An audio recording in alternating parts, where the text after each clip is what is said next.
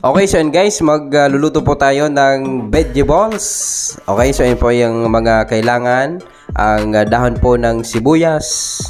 Oo, yan po ano. Dahon ng sibuyas, sardinas.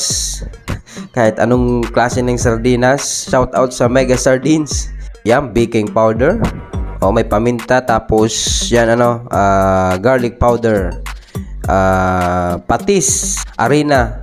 Ano guys, ayan, cornstarch.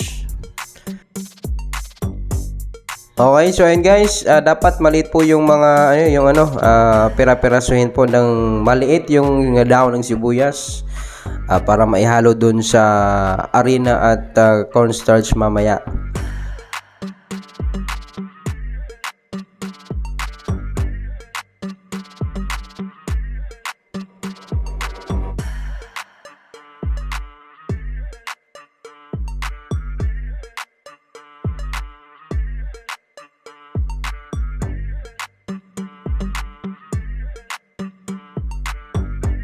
Okay, so yan, ready to serve na po ang ating vegetables. Pero as experience, masarap po itong vegetables na ginawa namin dito sa bahay. Alright.